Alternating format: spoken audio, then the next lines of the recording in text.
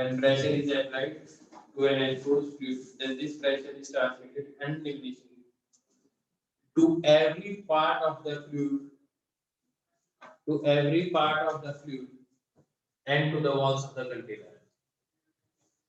To every part of the fluid and to the walls of the container. ऐसा नहीं है कि यहाँ पे प्रेशर 100 पास्कल का लगाया और यहाँ पे कौन से 50 पास्कल का ही रहेगा, अनडिमिनिशिंग पास्कल। आई बात समझ? प्रेशर का फॉर्मूला तो तुम्हें पता ही है, फोर्स अपॉन एरिया, बताने की जरूरत तो है नहीं। और यूनिट क्या है इसकी? पास्कल। यूनिट क्या है इसकी? पास्कल। ऐसा यूनिट है इसकी पास्कल, वरना तो ये चीज भी होती है, बात भी होती है। यहाँ तक समझ आ गया? अब एक चीज बताओ,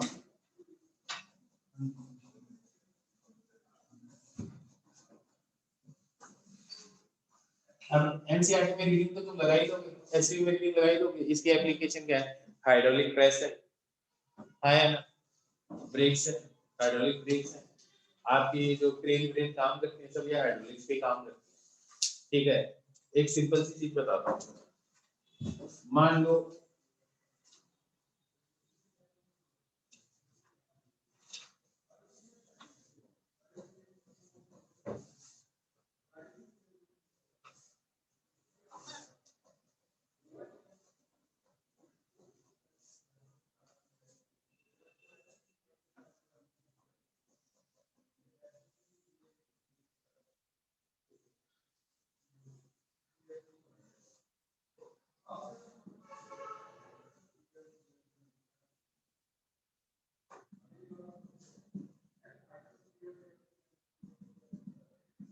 A1 एरिया, A2 एरिया, इसमें फ्लूइड बराबर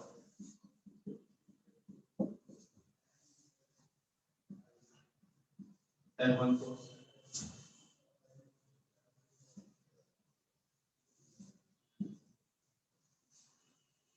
ये कोई F2 फोर्स एक्सर्ट कर रही है गाड़ी इसके ऊपर, है ना। मैं ये मान लेता हूँ A2 is equal to 1000 times A1, तो F1 अगर 10 न्यूटन है तो F2 कितना होना चाहिए? 10,000 होना चाहिए, आया?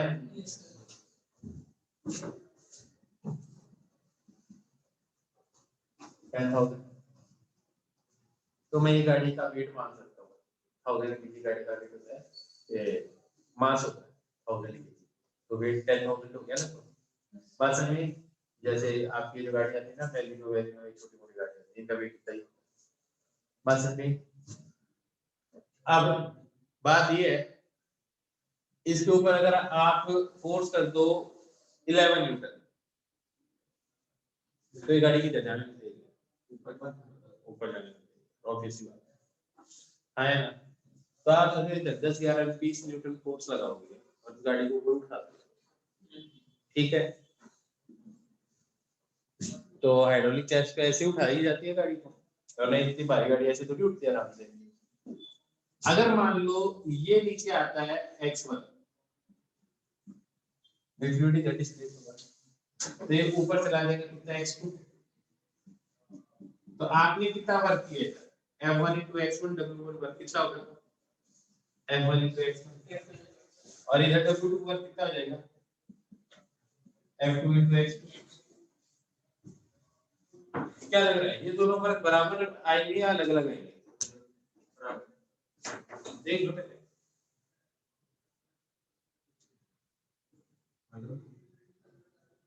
अलग होंगे, कौन सा ज्यादा होगा? ये ज्यादा होगा।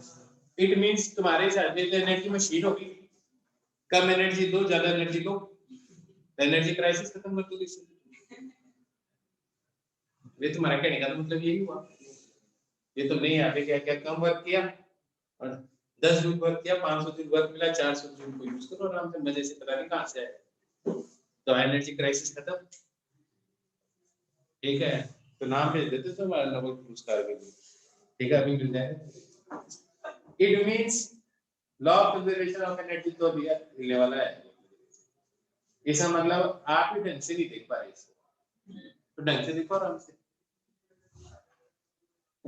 तो डेंसिटी देखने के लिए क्या होगा, मेरे को ये पता है जितना लिक्विड यहाँ पे नीचे आया उतना लिक्विड ऊपर यहाँ पे एंड हुआ होगा। ये वॉल्यूम तो कंजर्व करोगे ना तुम। यस अगर वॉल्यूम कंजर्व करोगे तो जितना लिक्विड है यहाँ पे उतना लिक्विड यहाँ करोगे, तो ये लिक्विड कितना आएगा A1X1 और ये लिक्विड कितना होगा A2X2। तो F1 X1 की जगह मैं क्या लिख दूंगा X, ये दोनों तो बराबर ही है, तो X1 की जगह क्या लिख दूंगा मैं A2 by A1 into X2 आया ना। यहाँ पे वर्क किसके बराबर है F2 F2। अब एक बार बताओ A2 by A1 किसके बराबर है A2 by, देखो तुम्हें ये भी पता है F1 A1 should be equal to F2 A2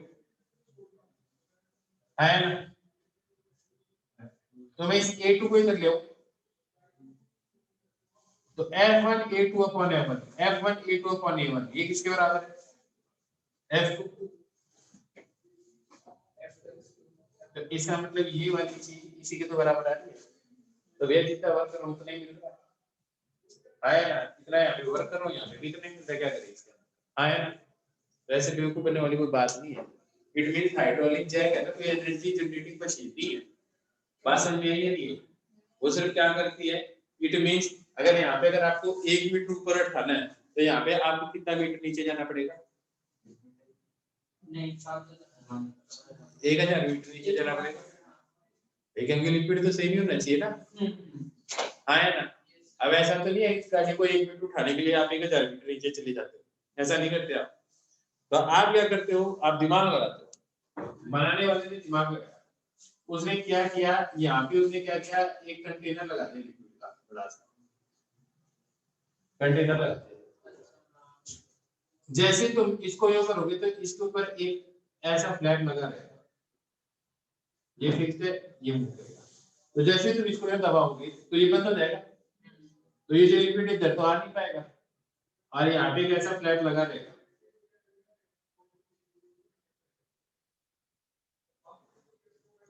ऐसा फ्लैट लगा तो इसको दबाओगे तो ये फ्लैट खुल जाएगा, तो ये लिक्विड इधर आ जाएगा दबाया नीचे। अब जब तुम इसको वापस ऊपर खींचोगे तो ये तो जाएगा बंद, और जब इसको ऊपर खींचोगे तो ये जाएगा खुल, तो फिर से लिक्विड इधर से इसके अंदर आ जाएगा।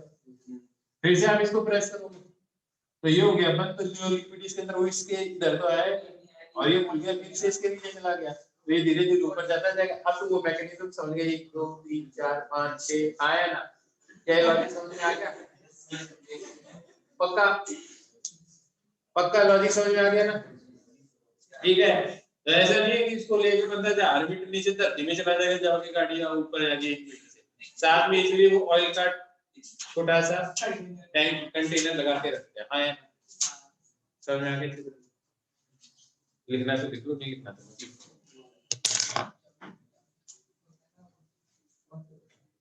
लिख ही दो यार।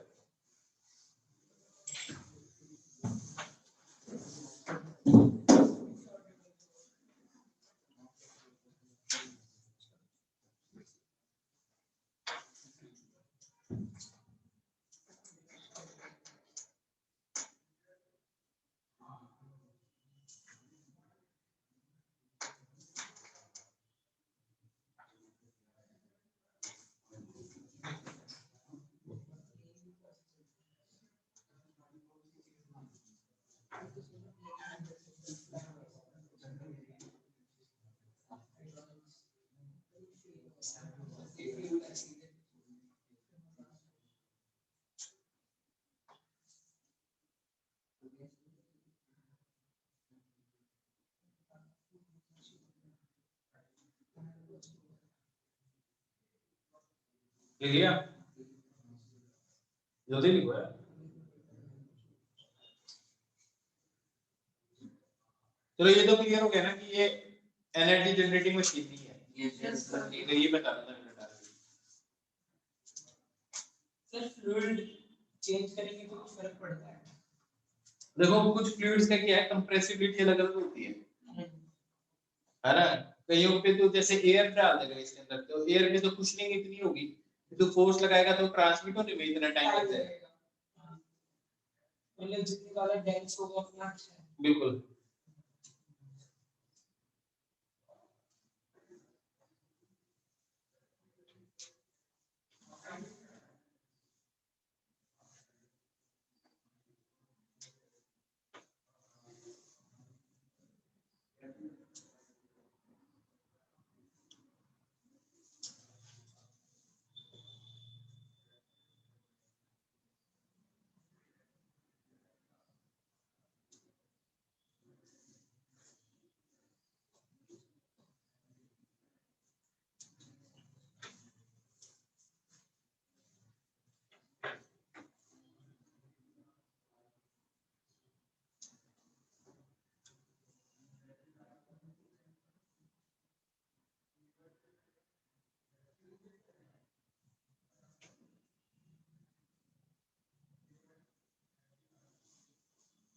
बता दो।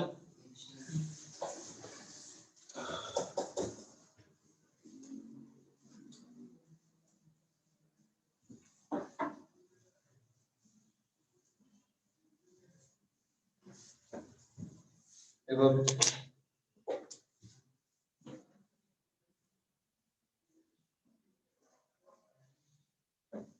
ये मान ले कंटेनर है, इसमें लिक्विड भरा हुआ है, ठीक है।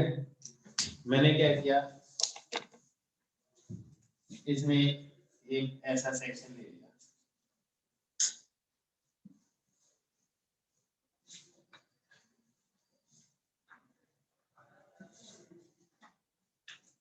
इसमें एक ऐसा सेक्शन ले लिया। अभी ये क्या दिखाई देगा मेरे को, मान लो लिक्विड था, वाटर तो ट्रांसपेरेंट, मतलब वाटर, तो इसको एक मैंने एक ऐसी फिल्म से कवर कर दिया, ब्लू कलर की फिल्म से, एक ऐसा क्यूब बना दिया, इसका क्यूबॉइड बना दिया, और उसके अंदर कुछ ना कुछ, और ये जो पॉलीथीन है ना, ये वेटलेस है, इसका कोई वेट नहीं है। अब तुम्हें एक चीज पता है, डेंसिटी ऑफ लिक्विड रो मान लो, ये एरिया क्रॉस सेक्शन ए है, ये यहां से हाइट y है, ये वाली हाइट डेल्टा y है, ठीक है। अब जरा मेरे को बताओ इसमें फोर्स कौन कौन से लग रहे होंगे। इस लेवल पे प्रेशर में P मान लो, या P प्लस डेल्टा P मान लो, यहाँ पे P मान लो, y पे P, y plus delta y पे P प्लस डेल्टा P, तो इस पे ऊपर की तरफ जो फोर्स लगेगा वो क्या लगेगा, P into A, F1 force हो गया, ऊपर वाली सरफेस इधर फोर्स लगेगी, कितना लगेगी, P plus delta P into A, कोई प्रॉब्लम नहीं है। और इस लिक्विड का कोई ना कोई वेट भी होगा, वेट कितना होगा, वॉल्यूम क्या है, अरे भाई इस कंटेनर का वॉल्यूम क्या है, और डेंसिटी क्या है इसके अंदर की लिक्विड है, रो है ना, तो इसका वेट किसके बराबर आ जाएगा, rho into A into delta Y into G, ये तो मास हो गया m इनटू जी। अब ग्लास के अंदर अगर आप पानी रख देते तो आपको पानी ऐसे घूमता हुआ दिखाई देता है, कहीं इधर जा रहा उधर जा रहा है, ऐसे दिखाई देता है, क्या रहता है, पानी रुका हुआ सही दिखाई देता है ना। इट मींस वो क्या है, इक्विलिब्रियम में, तो उसके नेट फोर्स क्या है, जो फोर्सेज है ऐसा लगे वो इस डायरेक्शन, तो लॉजिकली भी दिख रहा है, तो सॉल्व करने की जरूरत नहीं। किसको सॉल्व करते हैं, तो अगर जब इसको सॉल्व करते हैं तो मैं लिख रहा हूं ये फोर्स प्लस ये force should be equal to ये फोर्स, ये फोर्स प्लस ये फोर्स इक्वल टू ये फोर्स, बिल्कुल मैकेनिक्स से कुछ भी स्पेशल नहीं है, force is equal to pressure into area ही होता है, ये सबको पता होना चाहिए बस। तो मैं लिख रहा हूं इसको इस जगह, ठीक है, जगह का ये लगी ना, तो क्या लिखो बताओ, P plus delta P into A plus row A into delta Y into G should be equal to P, should be equal to बताओ P into A, क्या क्या चीज गायब हो जाएगी, A गायब हो जाएगा पूरी पिक्चर में, हाँ या ना, यस A गायब हो गया, बहुत बढ़िया। A जब गायब हो गया तो ये क्या आ जाएगा आपके पास, अब एक काम करते हैं, P और P भी गायब हो जाएगा, ऑब्वियस सी बात है। तो क्या हो जाएगा, तो डेल्टा P, तो डेल्टा P किसके बराबर आएगा, rho into delta Y into G, आया ना, माइनस साइन, डेल्टा P को डिवाइड कर दो डेल्टा Y से, तो delta P divided by delta Y किसके बराबर आ जाएगा, माइनस रो इनटू G, आया ना, यस सर एक चीज और देख लो, limit delta Y tending to 0 कर दो, लिमिट अगर डेल्टा Y टेंडिंग टू 0 कर दो तो इसको क्या बोलोगे, dp by dy, तो ये क्या आ जाएगा, dp by dy equal to minus rho into G, क्या बात समझ में आई। तो एक चीज बताओ, ऊपर जाओगे तो प्रेशर बढ़ता है घटता है, लिक्विड में ऊपर जाओ तो प्रेशर बढ़ता है घटता है, घटता है, तो घटित तो रहा है, जी की नीचे डायरेक्शन है तो उससे अपोजिट डायरेक्शन में ऊपर जा रहे हो, दैट इज वाई, तो आप ऊपर जा रहे हो डेल्टा वाई, और ये वैल्यू नेगेटिव आ रही है, तो ये एक ही चीज पॉसिबल हो सकती है, ना तो रो नेगेटिव है जी नेगेटिव है, तो क्या नेगेटिव है, प्रेशर नेगेटिव है, कम हो रहा है pressure, that is final minus initial value क्या आ रही होगी, नेगेटिव आ रही होगी, क्या ये बात समझ में आ गई, देख लो ये,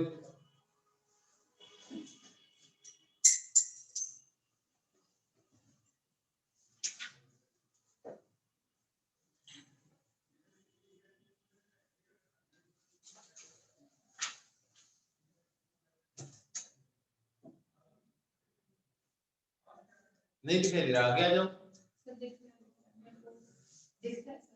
सर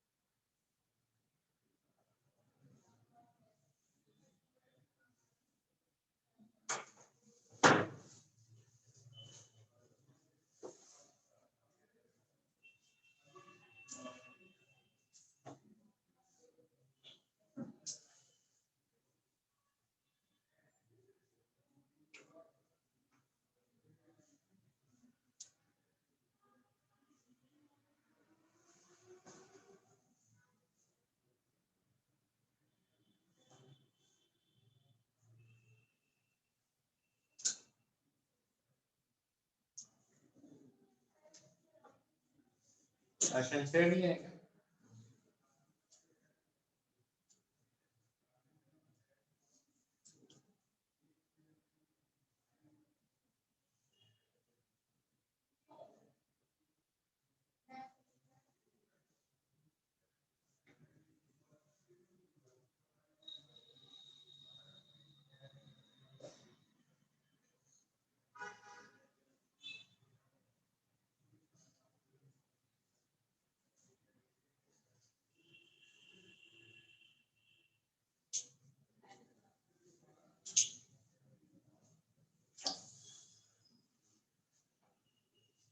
चलो एक बात बता दूं साथ साथ में इसी की, यस फिर से भी बता दूंगा, एक बार पहले बता भी देता हूँ, ये जो चीज सॉल्व होके आ रही है, ध्यान से देखो,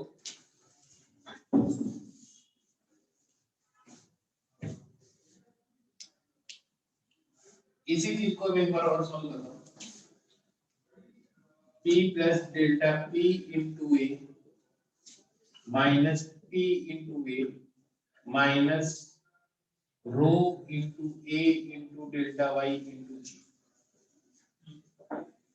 थोड़ा सा चेंज कर देते हैं इसको, क्या बन जाएगा, p into a minus P plus delta P into A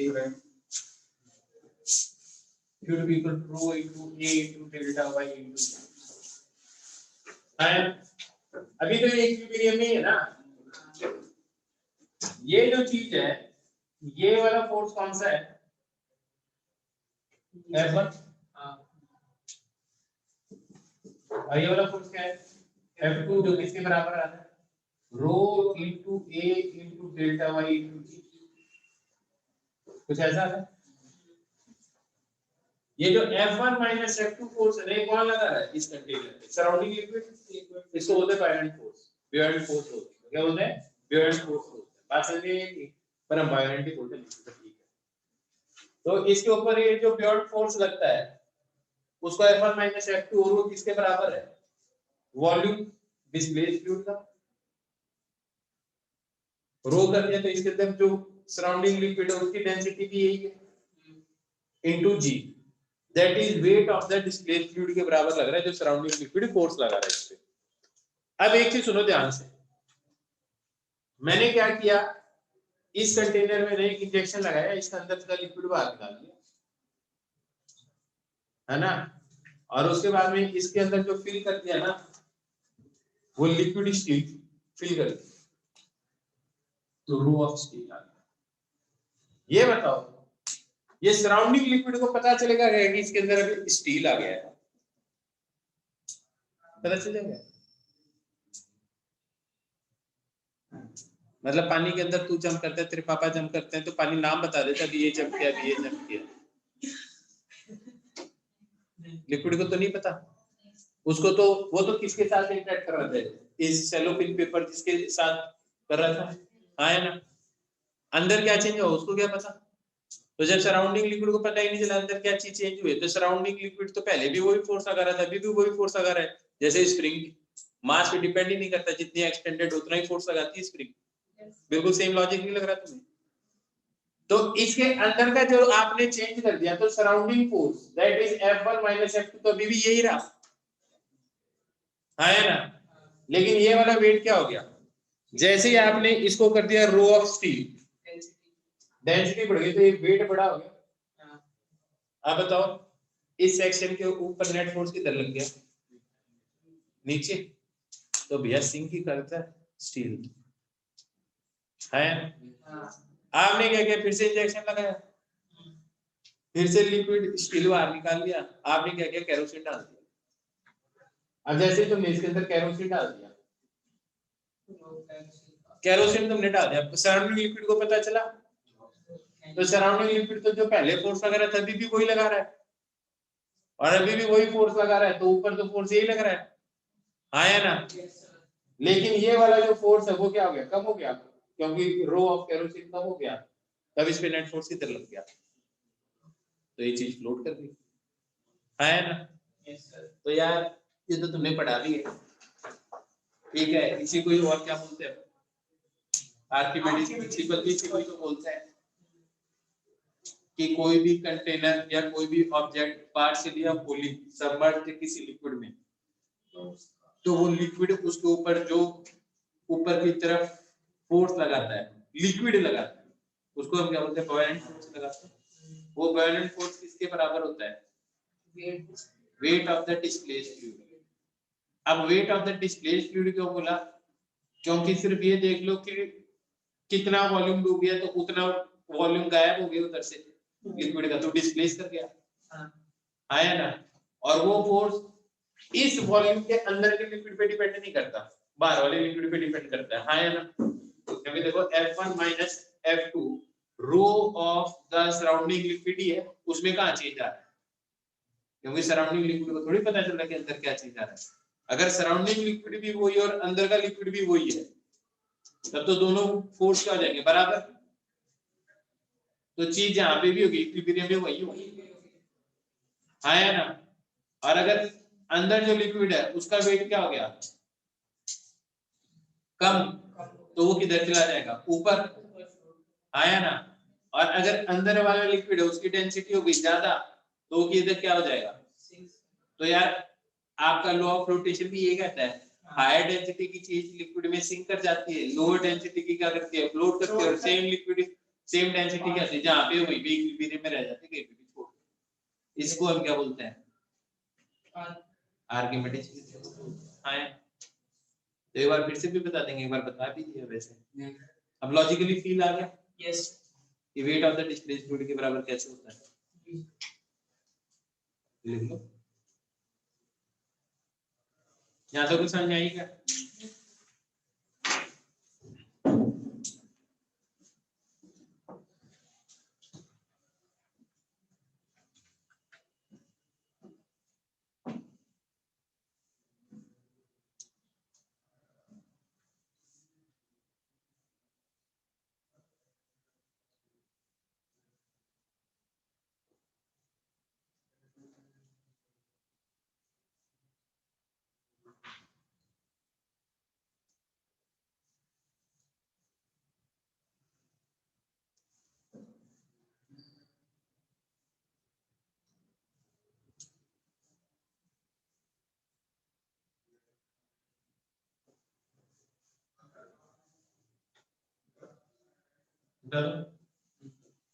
yes.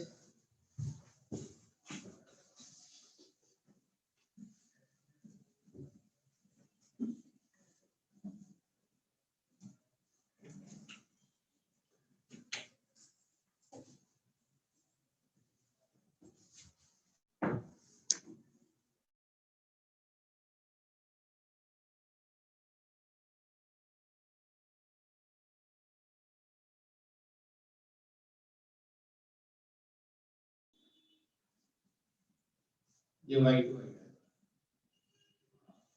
ठीक है।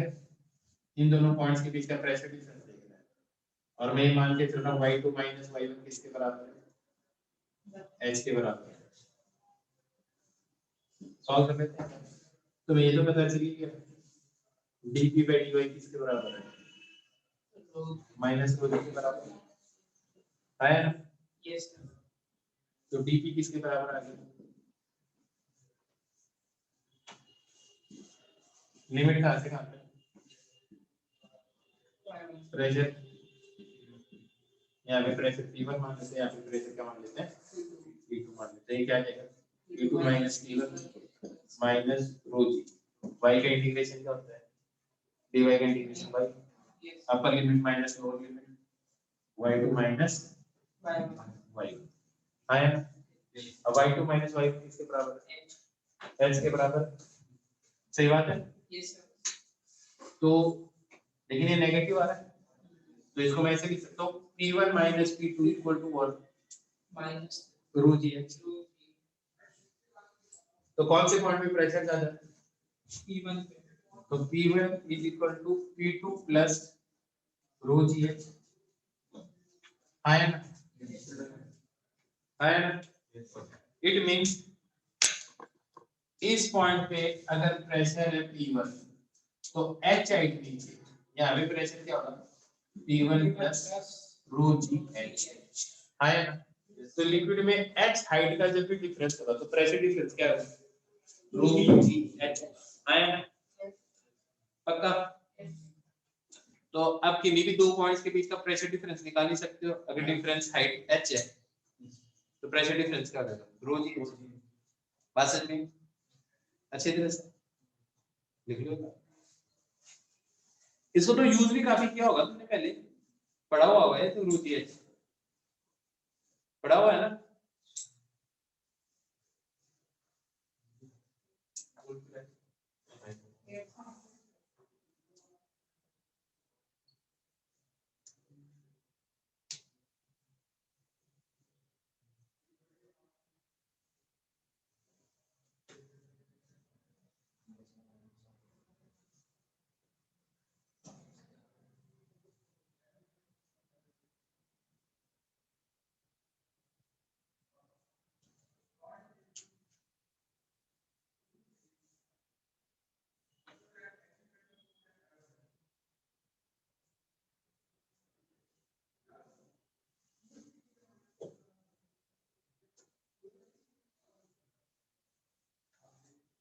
एक बात बताओ, अगर ये कंटेनर का एक्सेलरेशन ऊपर की तरफ ए हो जाए, ए नॉट बोल दो, तो प्रेशर डिफरेंस क्या होगा? P1 minus P2।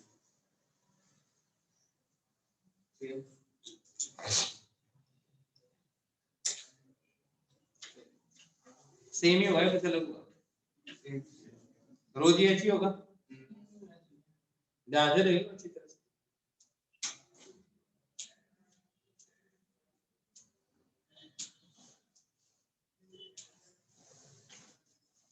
जहाँ पे जो डेरिवेशन की थी ना, वहाँ पे वेट जो बॉडी का जो डेरिवेशन की थी ना, एक काम करो उसमें, ऐसा जो एक क्रॉस सेक्शन बनाया था, इधर मान लो मैंने लिखा F1, इधर मान लो मैंने लिखा F2 और नीचे लिखा वेट। तो अगर ये ऊपर जा रहा है कंटेनर, तो इसका एक्सेलरेशन ये ऊपर होगा, तो आप क्या लिखोगे? F1 minus F2 minus weight should be equal to mass into acceleration. तो ये जो वेट माइनस है ये इधर आ जाएगा, तो कुछ G प्लस A आ जाएगा, देख आया ना? तो dP किसके बराबर आ जाएगा?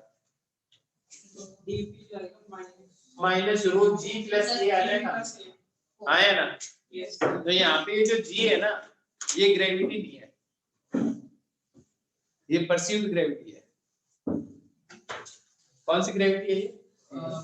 परसीव्ड ग्रेविटी है। जैसे लिफ्ट ऊपर की तरफ एक्सेलरेट होती है, आपको क्या लगता है? आपका वेट बढ़ गया, G प्लस A आया ना? वेट क्या हो जाएगा आपका? mg plus A। लिफ्ट नीचे की तरफ एक्सेलरेट हो रही है, आपको क्या लगेगा? तो यहाँ पे G की जगह क्या लिख दोगे? G फैक्टर लिख दोगे, आया ना? तो लिख लो ना यार G फैक्टर, थोड़ा और जनरल फॉर्मूला बन जाएगा आपका G फैक्टर। तो अगर आप फ्री फॉल में होगे तो क्या होगा? G क्या होगा? फ्री फॉल के अंदर जीरो हो जाएगा ना, नीचे की तरफ एक्सीलरेशन हो गया G के बराबर ही, तो परसीव्ड ग्रेविटी जीरो हो गई फ्री फॉल के अंदर।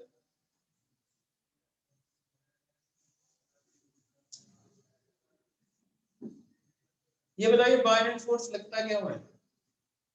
दो लेवल्स के बीच के प्रेशर डिफरेंस के कारण। यार ऑब्वियस सी बात है, यहाँ फोर्स ज्यादा होगा, यहाँ कम होगा, तभी तो बायरेंट फोर्स लगा। अगर दोनों लेवल पे सेम ही फोर्स होगा तो बायरेंट फोर्स क्यों लगेगा? तो बायरेंट फोर्स लग क्यों रहा है? प्रेशर डिफरेंस के कारण, आया ना? पक्का? इसीलिए इस कंटेनर में इधर तो G है, इधर कोई फोर्स है लिक्विड में? कोई नहीं है, तो इस लेवल पे प्रेशर डिफरेंस क्या मिलेगा? जीरो। प्रेशर सेम मिलेगा, प्रेशर डिफरेंस क्या मिलेगा? जीरो। लेकिन इस लेवल पे प्रेशर डिफरेंस मिलेगा। बात समझ में आ रही है जो मैं कह रहा हूँ?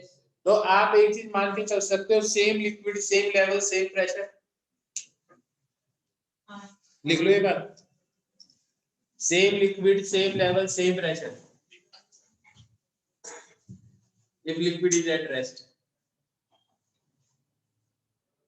क्या लिखा? Same liquid same level same pressure if liquid is at rest। आसान लग रहा है? अभी बस मेंटल कंडीशनिंग हो रही है, क्वेश्चन देखना तो मजा आ जाएगा तुम्हें करके। इसके बारे में मैं बताता हूँ। अब देखो, अगर मैं एक कंटेनर लेता हूँ,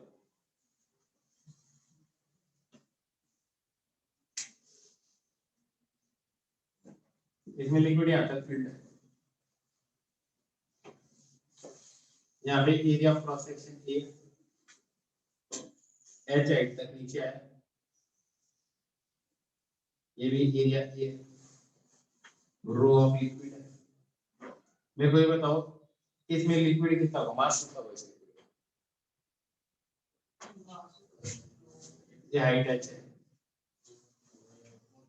वॉल्यूम कितना होगा? ए इनटू एच वॉल्यूम है, तो मास कितना हो गया? रो इनटू एच। तो यहाँ पे जो वेट लग रहा होगा, फोर्स लग रहा होगा, उसको रोक के रखने के लिए किसके बराबर लग रहा होगा? रो ए इनटू एच इनटू जी। है? दोनों साइड को ए से डिवाइड कर दो। ए से ए गायब हो गया, क्या प्रेशर है, तो प्रेशर किसके बराबर है, रो जी एच, कोई भी चीज है ना। तो ऐसे लग रहा है ये जो प्रेशर लग रहा है ना रो जी एच, वो किसके कारण लग रहा है, इस लिक्विड के वेट के कारण लग रहा है। इसको बोलते हैं हाइड्रोस्टैटिक प्रेशर। पानी रुका हुआ उसके वेट के कारण जो प्रेशर वो हाइड्रोस्टैटिक है। तो इस लिक्विड के कारण ये प्रेशर लग रहा है। यहाँ पे ऑलरेडी मान लो पी नॉट प्रेशर होता तो P not plus rho g H यहाँ पे लगता। तो ये जो रो जी एच लग रहा है तो इस लिक्विड के कारण, इस लिक्विड के वेट के कारण प्रेशर लग रहा है ना।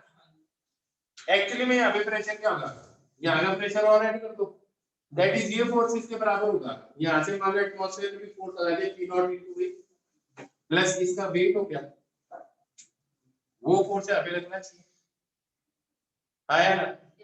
लेकिन मैं सिर्फ एक चीज कह रहा हूँ, सिर्फ इस लिक्विड के कारण क्या फोर्स लग रहा है, रो जी एच, और सिर्फ उसके कारण क्या प्रेशर है, रो जी एच। तो इसको बोलते हैं हाइड्रोस्टैटिक प्रेशर। एक्चुअल प्रेशर यहाँ पे क्या है, ये वाला प्रेशर प्लस, यार ये तो क्या था थोड़ी देर पहले आया ना। तो ये अगर तुम इसके लिए करोगे, इन दोनों पॉइंट्स के बीच में करोगे, तो यहाँ पे प्रेशर मान लो पी नॉट P1 है, तो यहाँ पे इस लेवल के कारण, इसके वेट के कारण यहाँ पे प्रेशर क्या होगा, रो जी एच प्लस ये वाला प्रेशर और ऐड कर दो तो कितना आ जाएगा, P1 plus rho g H. अभी भी नहीं बात अच्छी तरह से, ठीक है।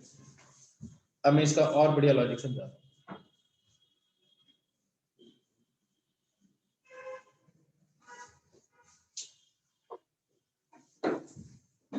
एक कंटेनर है,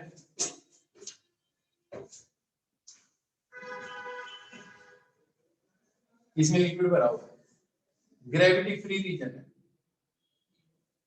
मैंने इसको इधर एक्सेलरेट कर दिया, यहाँ पे प्रेशर ज्यादा हुआ है, यहाँ पे प्रेशर ज्यादा हुआ है, ग्रेविटी फ्री रीजन है, एक्सेलरेशन इस कंटेनर का इधर कर दिया, इसमें लिक्विड भरा हुआ है, P1 पे प्रेशर ज्यादा हो गया, P2 पे ज्यादा होगा, P2 P1। मैंने कहा एकदम कैसे सोचना, मैकेनिक्स की तरह। अब यहाँ पे क्रॉस सेक्शन बना लो, ये भी एरिया, ये भी, यहाँ पे फोर्स क्या आएगा, P1 इनटू यहाँ पे फोर्स क्या होगा, ये तो बताइए कि जो भी चीज मानोगे उसके परपेंडिकुलर फोर्स लग रहा है सरफेस के, एक्सेलरेशन इधर है, तो इसके अंदर टोटल मास है मान m इनटू a, कौन सा फोर्स बड़ा होना चाहिए, P2a बड़ा हो जाएगा, इसका मतलब एक्सेलरेशन इधर है इसका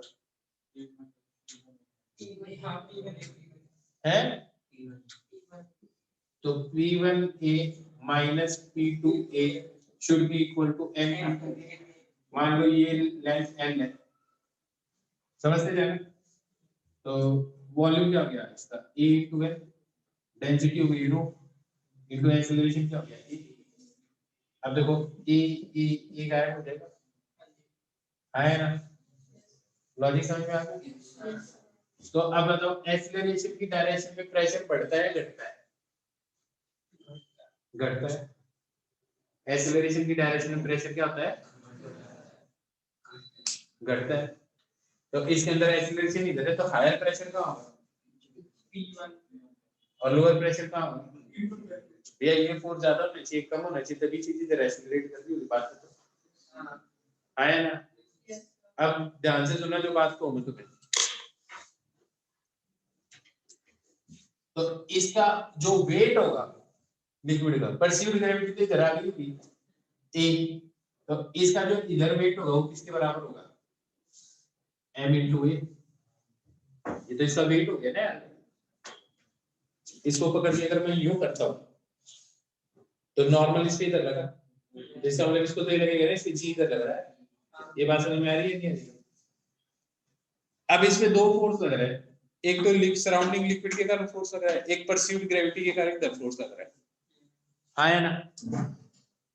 तो आपको बताया आप एक गाड़ी के अंदर हो, गाड़ी के सारे चारों तरफ जो कांच है वो सारे बंद है, ठीक है, सारी विंडोज क्लोज्ड है एकदम, गाड़ी इधर एक्सेलरेट हो गई, आपने एक एप्पल बांधा, तो एप्पल किधर जाना चाहिए, एक्सेलरेट हो गई गाड़ी आगे, पीछे जाना चाहिए, क्यों, क्योंकि बायनरी फोर्स तो उस पे आगे की तरफ लग रहा है, लेकिन उसका वेट ज्यादा है बायनरी फोर्स के कंपैरिजन में, क्योंकि उसकी डेंसिटी ज्यादा है एज कंपेयर टू एयर, इसलिए एप्पल किधर जाता है, पीछे जाता है। इसलिए आपकी गाड़ी एक्सेलरेट आगे होती है, आप पीछे जाते हो, लेकिन उसी गाड़ी के अंदर आप एक हीलियम फिल्ड बैलून रख लो।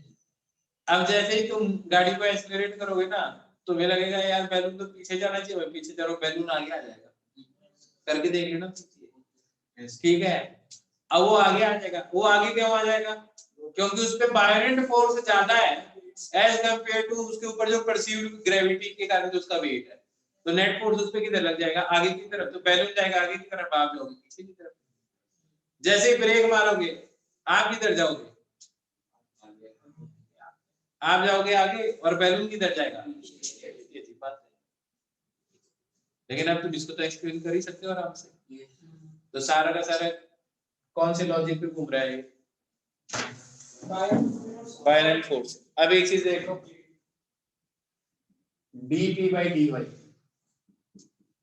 रो इनटू एल से डिवाइड कर दूंगा, तो dp by dy हो जाएगा, should be equal to rho into ए।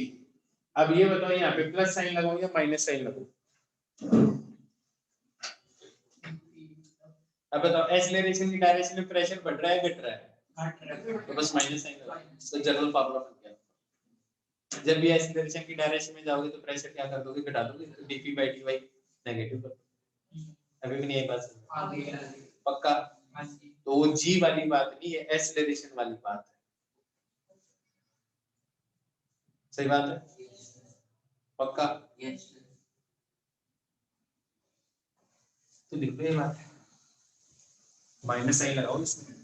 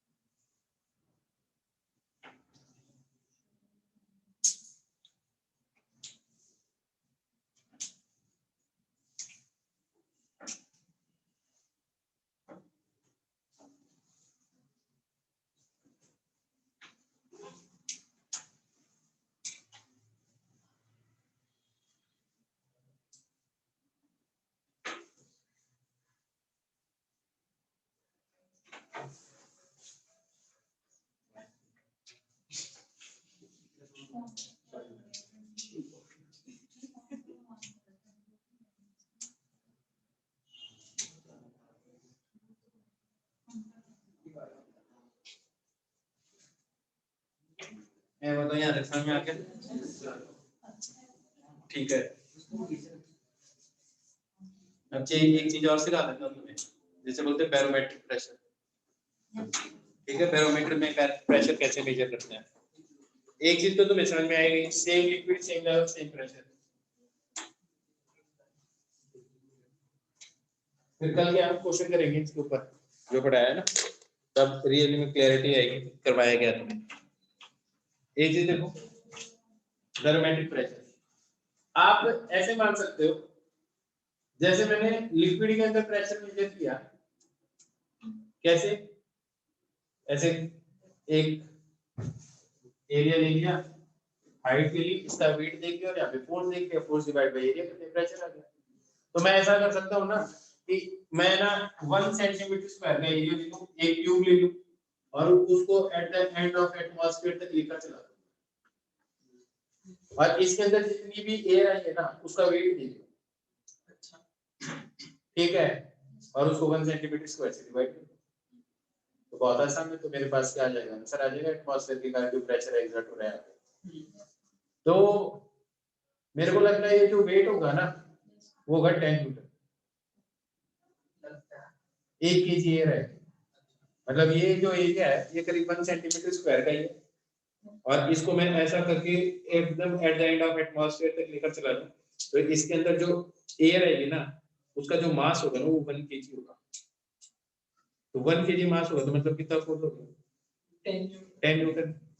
तो 10 न्यूटन फोर्स होगा, तो यहाँ पे फोर्स हो गया 10 Newton divided by 1 centimetre square, तो 1 सेंटीमीटर स्क्वायर कर आया ना, और जैसे इसको 1 सेंटीमीटर स्क्वायर को मीटर स्क्वायर में कन्वर्ट करूंगा तो ये क्या मिलेगा, 10 की पावर -4, तो 10 न्यूटन अपॉन 10 की पावर -4 मीटर स्क्वायर ऊपर जाएगा, क्या आ जाएगा 10 की पावर 5 न्यूटन पर मीटर स्क्वायर, जिसको पास्कल बोलते हैं। 10 की पावर 5 पास्कल आ गया, आया ना। तो इफेक्टिवली मैं ये कह सकता हूँ कि ये जो मेरा हाथ है अगर इसका एरिया मान लो 100 सेंटीमीटर स्क्वायर है, आया ना, या मान लो 50 सेंटीमीटर स्क्वायर है, ये लेंथ में मान लेता हूँ 10 सेंटीमीटर, ये 5 मान लेता हूँ, तो ये लगभग एरिया क्या हो गया 50 सेंटीमीटर स्क्वायर हो गया। तो इसके ऊपर हर 1 सेंटीमीटर स्क्वायर पे कितनी एयर है, 1 केजी। तो टोटल मेरे हाथ में कितना वेट उठा रखा है 50 केजी। 50 केजी का मतलब कितना हो गया, आधी बोरी गेहूं की, 100 केजी की एक। तो देखो यार मेरे को आदत हो गई है इतना वेट, ये एरिया सोचो कितना है, तो इतना वेट तो मैं ऐसे लेके घूमता रहता हूँ 15-20 बोरी, और सो जाऊं तो पता नहीं कितनी हजारों बोरियां से लेके सोता हूँ, ठीक है। तो आप सोचो कि आप में कितनी ताकत है, इतनी बोरियां तो लेके ऐसे घूम रहे हो। तो ये क्या दिक्कत है कि मतलब 15-20 बोरियां लेके घूम रहे हो, एक बोरी और रखते तुम बैठ जाते हो, ये फर्क तो पड़ना ही नहीं चाहिए। जो बंदा अगर मान लो 1000 न्यूटन फोर्स को बैलेंस कर रहा है, उसको एक आधे न्यूटन से क्या फर्क पड़ता है। वैसे तो तुम 15-20 बोरी सर पे रख के घूमने लग जाओ, चलो यार इधर से उधर ट्रांसपोर्ट कर देते हैं, ऐसे भी तो 8-10 तो रख के रखता हूँ, है ना। तो आप ये देख लो कि ये एटमॉस्फेयर कितना फोर्स लगा है इसके ऊपर, बहुत ज्यादा फोर्स, ठीक है। तो फिर यार ऐसा क्यों होता है कि ये हाथ यूं है तो ये नीचे क्या नहीं चला जाता इतने वेट के कारण, आराम से रोक के क्यों रख लेता हूं, ग्रेविटी, ग्रेविटी भी नीचे लग रही है, वेट भी नीचे ही है एयर का। बात ये है जैसे ये है ना, इधर प्रेशर जो है ना लगभग वही प्रेशर उससे थोड़ा सा ज्यादा इधर है, तो इधर तो फोर्स इधर लग रहा है लेकिन इस पे फोर्स इधर लग रहा है, अभी तो सीधा perpendicular to the surface of contact लगता है। तो इस सरफेस पे भी अगर इधर लगता ना तो आप सो जाते तो उठ नहीं पाते, है ना। इसीलिए कहते हैं कि है ना, आपने देखा होगा कि अगर कोई चीज है नीचे अगर आप वैक्यूम कर दो उसके और फिर उसके ऊपर ये इसको चिपका दो, फिर आप इसको उठा नहीं पाओगे, क्योंकि नीचे से फोर्स अगर नहीं सीधा ऊपर से फोर्स अब उतना फोर्स अगर क्या उठा नहीं पाओगे। एक चीज होती है एक्सप्लोड, एक चीज होती है इम्प्लोड। एक्सप्लोड क्या होता है, अंदर प्रेशर ज्यादा हो जाए बाहर प्रेशर कम हो तो एक्सप्लोड होती है, लेकिन अगर अंदर प्रेशर कम हो जाए बाहर प्रेशर ज्यादा हो जाए तो इम्प्लोड होती है। मैं तुम्हें इम्प्लोड करना सिखाता हूँ, आज घर पे जाके तुम्हें एक्सपेरिमेंट कर लेना। होगा क्या, एक बंदा था उसने पता क्या किया, ये जो वैगन्स होते हैं ना, ये जो क्या बोलते हैं मालगाड़ी होती है, ये जो कंटेनर होते हैं ना इनको क्या स्टीम से साफ करते हैं, तो स्टीम से साफ कर दिया और ऊपर कंटेनर बंद कर दिया, और घर चले गए। सुबह आए ना तो कंटेनर में बैठा हुआ मिला, जैसे कोई हल्का है और उसको दबा के चला रहे हो। अब लोगों का दिमाग खराब ऐसा हो कैसे हुआ क्या एक्चुअली में, उसके अंदर स्टीम आ रही तो उसमें कोई ना कोई प्रेशर था। तो तुम्हें ये पता है पीवी इक्वल टू एनआरटी होता है। वॉल्यूम तो कंटेनर का यही है, प्रेशर एटमॉस्फेरिक प्रेशर था, नंबर ऑफ मोल्स थे, आर था और टेम्परेचर था। जैसे टेम्परेचर थोड़ा सा फॉल हुआ ना तो जो स्टीम पार्टिकल्स अंदर थे ना वो कंडेंस हो गए, तो नंबर ऑफ मोल्स कम हो गए। नंबर ऑफ मोल्स एकदम से नीचे जाते प्रेशर नीचे गया, अंदर का प्रेशर कम हो गया और बाहर तो हर 1 सेंटीमीटर के ऊपर 1-1 केजी वेट लग रहा है, 10-10 न्यूटन फोर्स लग रहा है, तो चीज इंप्लोड हो गई। ठीक है, ऐसा हुआ वो मैं आपको दिखा रहा हूँ। ठीक है, वो जो इंप्लोजन हुआ ना तो मैं ऐसा दिखा रहा हूँ कि ऐसा इंप्लोजन हुआ। लोगों के लिए स्क्रीन शेयर कर देंगे और आपको ऐसे बता देंगे।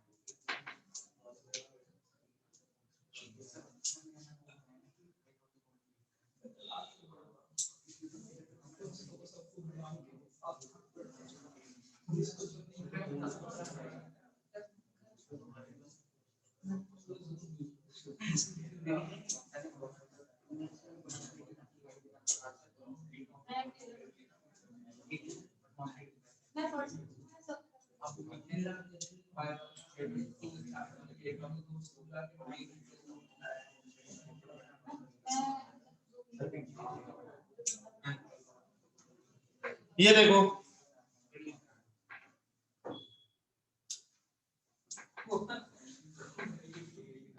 दिख रहा है रेलवे कंटेनर। अरे यार ये कंटेनर है मालगाड़ी वाला।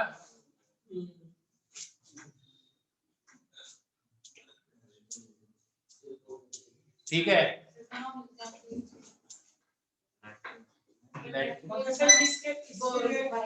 इसके लिए कंटेनर के अंदर भी जब दरवाजा बंद करने के बाद अच्छा खासा वैक्यूम होना चाहिए ना, ताकि कंडेंस होने के बाद कोई बाहर की एयर अंदर। हाँ लेकिन वो होगा क्या, कंडेंस होने के कारण लिक्विड का होता है लगभग एक बार में ही कंडेंस हो जाता है खटाखटी। इसलिए क्या होगा कि वो एकदम से जैसे नंबर ऑफ मोल्स कम होंगे ना, एयर इतनी स्पीड से अंदर आएगी नहीं जिस स्पीड से उसके अंदर नंबर ऑफ मोल्स कम होंगे, तो अंदर प्रेशर एकदम से कम हो जाएगा। तो मैं बोल रहा हूँ ना आपको एक तरीका बता रहा हूँ मैं करने का। आप क्या करो कि जो प्रेशर कुकर होता है ना उसमें पानी डाल दो, प्रेशर कुकर होता है ना उसमें पानी डाल दो, अब उसके जो कैपेसिटी बचती है ना वहां से स्टीम आएगी। तो आपके पास कोई भी सोडा बॉटल है जैसे कोको कोला की जो भी बॉटल है, आप क्या करो उसमें स्टीम भर दो, भरने के बाद में उसको क्लोज कर दो एकदम से। ठीक है, अब तुम क्या करो उसको ठंडे पानी में डाल दो, फ्रिज में डाल दो चाहिए, या तुम बाहर भी रखोगे ना थोड़ी सी देर में वैसे डिस्ट्रैक्ट करने के लिए बड़ा सब प्लास्टिक के होते तो हम हाथ से। चलो कंटेनर आता है ना ये